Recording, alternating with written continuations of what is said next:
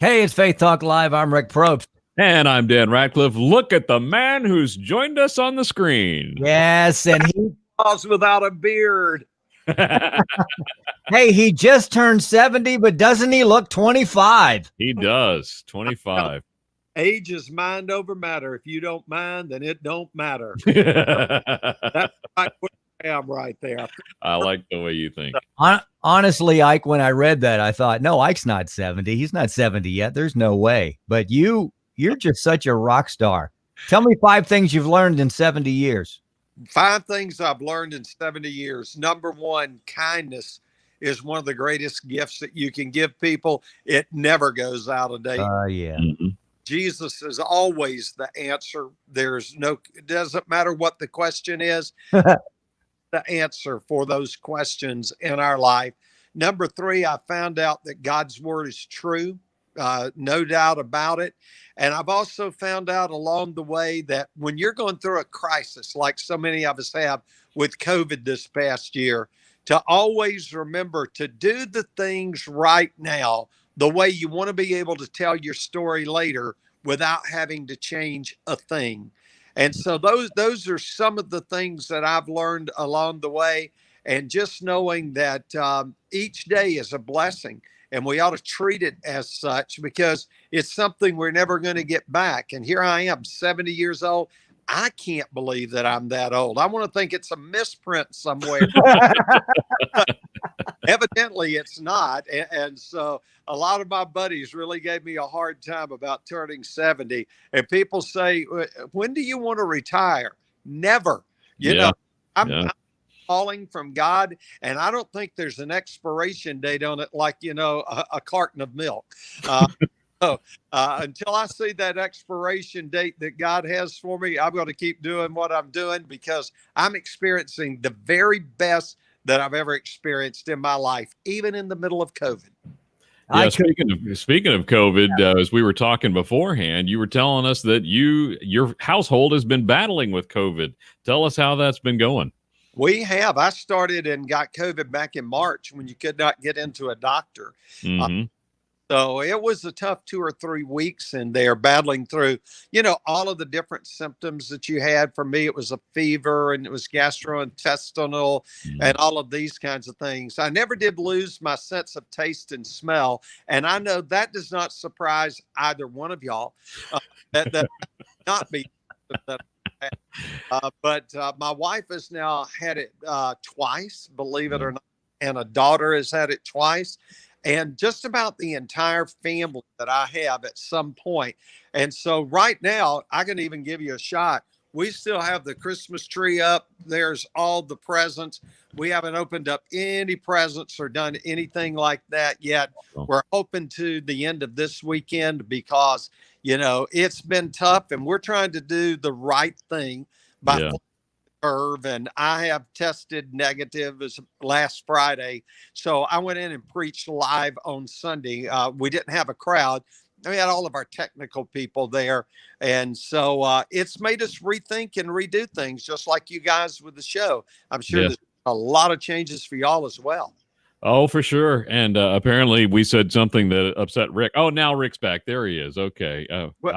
Rick, did we upset you there? What happened? No, I was just counting the silverware that you stole last time we were at Ike's house, and so I didn't want him to see.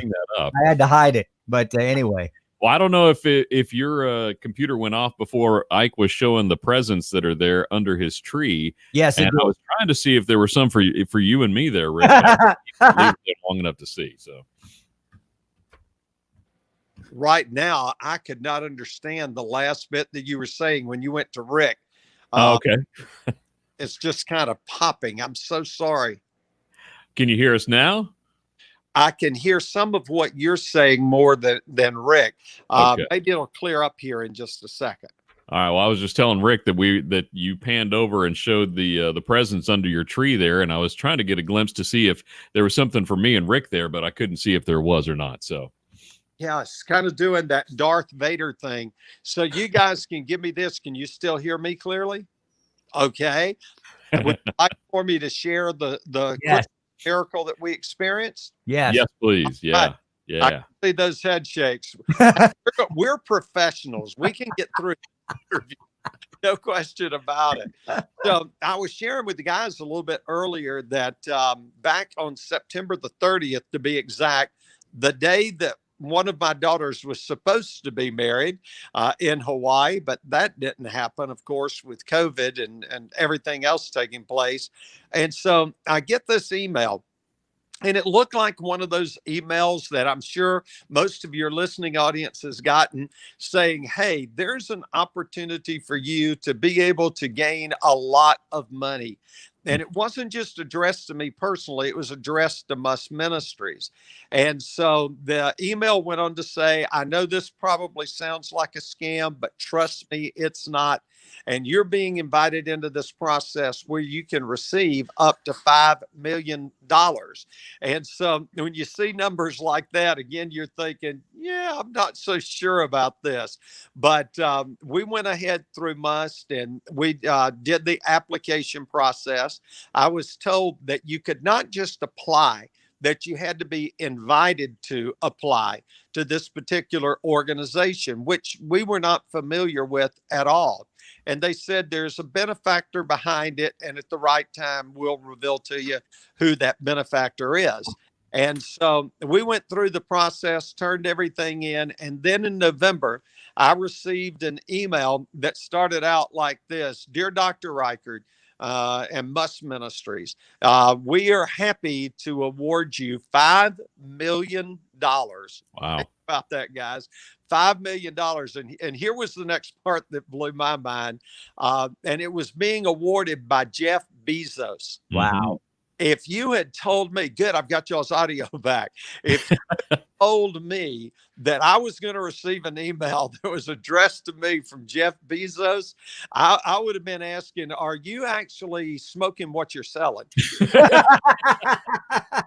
that just made it hard for me to imagine my name in the same line with the richest man in the world, right? Yeah. Like a dream, but the dream was real. And Jeff Bezos started something to help people in homelessness. Wow. Third year of operation, and it's called the Bezos Day One Family Fund. And so it's designed to help organizations like Must Ministries and others. Another group here in Atlanta that received this year, and no agency had received any money in it in the first 2 years of operation. But this year, Hope Atlanta received 1.5 million, and we received 5 million. And so we're taking 1.5 of our 5, and we're putting that on our new homeless shelter.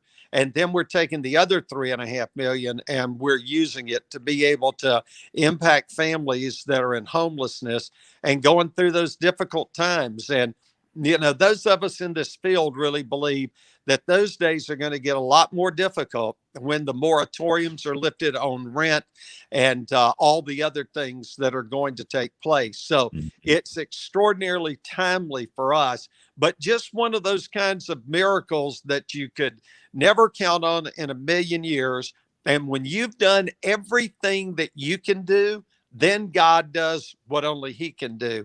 And so he blessed us with a gift like that. So that made a pretty awesome Christmas around Must Ministries. I bet it did. Yeah. I mean, for once, Jeff Bezos is paying you instead of you paying Amazon. And now I feel bad about all those cardboard boxes when I have bad things to say about them. Yeah.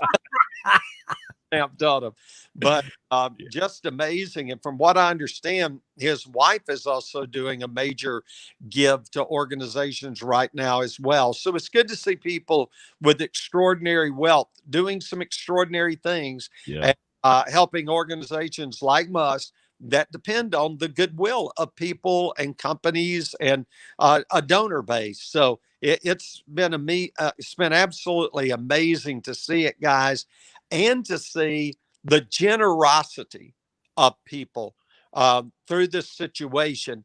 In yesterday's Marietta Daily Journal, the local newspaper where I live, the number one story for the entire year was the generosity of people in the community and the way it's helped to meet the need of COVID.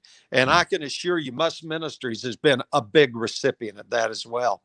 Wow, Dr. Ike Reichard, always love hanging with Ike. He's the lead pastor of Piedmont Church and the president at Must. Now, Ike, I know you've told this story a million times. The responses from people, I mean, their jaws must have dropped. What is the most maybe humorous, and what is the most serious response you've gotten from that story? Well, when I told my wife that Jeff Bezos had written me, she goes, "Yeah, right." So it's always nice to know that those that you're the closest to believe in you believe. Yeah. But it's just typical of our marriage, and thank the Lord she can't be on the show today. The one guest that I would be petrified if I heard was going to be on Faith Talk Atlanta. I just go ahead and get my resume out and start packing. I won't even worry about it.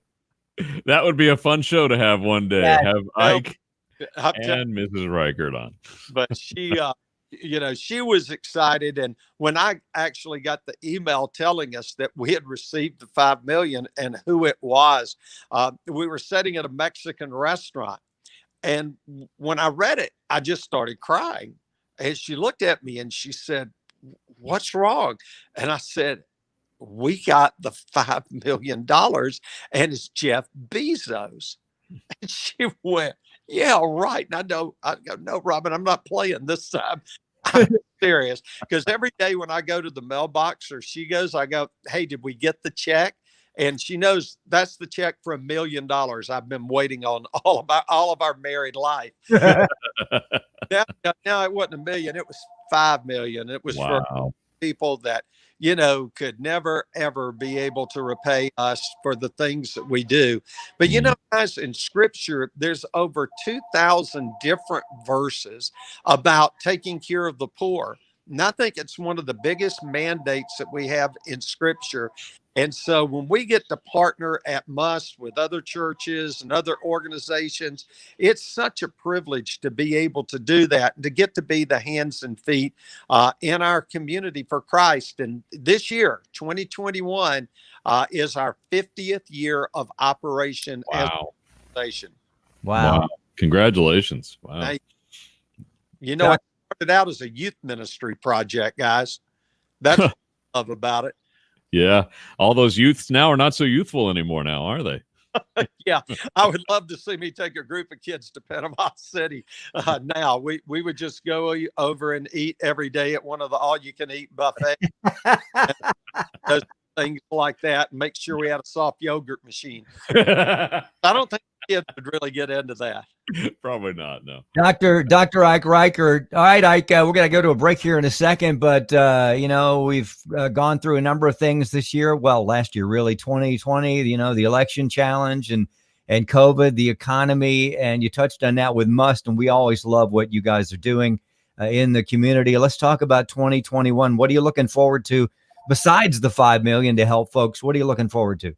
Well, we've got so many exciting things. I'll start on the Must side. We're really thrilled because we are literally breaking the literal ground today, this week, on building the new shelter. Altogether, guys, it's going to be a $19.5 million project. Wow. And we are hoping and praying by the end of it that we're going to be debt free. That's what our prayer is. As we embark on such an ambitious project. And the first phase, we raised the money for the first phase, which was $12.5 million. Wow. We have the second phase down to $4.5 million, and we're working on that. And so that'll be finished up by about this same time next year. And then we'll be moving everyone into the new shelter. We go from 72 beds to 172 beds. Wow. That's going to be huge for us to be able to take care of people. We've got a lot more family rooms in the setup that we're going to have now. That's going to make it even better for families. So we're just tremendously excited about doing those things and expanding our programs and just being able to take care of people and to give them the two key things we try to give people are dignity and respect. Because for so many of them, they feel like they've lost that in the situation that they're in. And so that's something major that we're wanting to accomplish. And on the Piedmont side of things, we're excited because 10 years ago, we started live streaming. And because we've been live streaming for over 10 years, when the pandemic hit, we were able to keep going and, quite honestly, not miss a lick. To be able to have the best year that we've had financially, to be able to accomplish so many different things and not having people in the building. And, I read a really neat article that Rick Warren was quoted in Relevant magazine. And Rick did a real neat thing for me, guys, a few weeks ago. I was doing a small group Zoom class, which is one of the new things that we're doing in response to COVID. And it was on the purpose of Christmas, and I was using Rick's book. And so I sent him a text and just said, "Hey, Rick, just wanted you to know I'm getting ready to go into a small group chat on Zoom. And we're using your purpose of Christmas as our guide. And I just wanted to thank you for putting out something that was that great." Well, he immediately texted me back and said, "Hey, how about if I come on the call with you?" Wow. Oh, that's cool. Our folks got to sit with Rick Warren for about 20 or 25 minutes on My gracious. the call. And so it was really wonderful because to me, he's my generation's Billy Graham with the things he's doing and the way he's reaching the world. But when he was asked, how about Saddleback during these times, he shared that the key is that they're a purpose-driven church. And he said, we're not just driven by worship. And that's what a lot of churches are driven by, is just worship. Well, what happens if your worship goes away? And the pandemic showed us what can happen when you're being able to get together in a building goes away. And so then he talked about that really they have 5 things, that they have their mission that they're on, that they have the ministry that they're doing, and that they have fellowship. And he basically said, because we have these 5 different purposes, and Piedmont is a purpose-driven church, because we have those, we've been able to lean into those other things. That's what we've done at Piedmont. At one point, our worship center, which wasn't being used because of not gathering people in, and we basically turned it into a TV studio. And you guys have done some live broadcasts in there, and the Great Hall. We turned that into a food distribution center. And for weeks on end, we were feeding over 800 people a week out of that location. Wow. And so we went into the food pantry business. We always have supported Musk, but Musk came in, helped us with it, put it together. A group out of Sprayberry High School, the Sprayberry High School Foundation partnered with us. And so we were able to do that. We were able to bring in fresh fruit and vegetables, working with Georgia farmers through a Georgia Grows campaign. So many different things that we've been working with. And guys, it's also the things behind the scenes that you can't stand up and talk about in a worship service. Things like how many people are suffering with mental health issues right now. And we've really stepped up our game of helping people to get to people who are the experts in mental health. And so because of our people's giving, because of their generosity, we were able to meet that need. And we even set a goal of $160,000 as our Christmas offering, and we're going to exceed that. Wow. This year, with all of the challenges and all the different things, the reason I believe our people at church give so strongly is because they actually see the church being the church. And it's taking the iPads to special needs teachers. We helped to outfit 14 different rooms this year that are sensory rooms in schools for children with autism. We've been doing all of this while a lot of people have said, we're just going to shut down everything. And the small groups meeting on Zoom, having outside group meetings. We tried to do everything that we can because we don't want to waste this opportunity where a lot of people's hearts are open to the gospel because they're so concerned about what's going on in the world. Wow. Ike, that is so good. That is so good. Thanks for sharing all that. And thanks for doing what you and your team and you have so many team members, right? But we appreciate they've got to have somebody with a vision. You've always been that, man. We love you to pieces, and we'd like to catch up with you in a couple of months. Let's go ahead and take a break. Dan's going to flash the website up there where you can follow Ike and find out more, PiedmontChurch.tv. We'll be right back. I'm Rick Probst. And I'm Dan Ratcliffe. This is Faith Talk Live.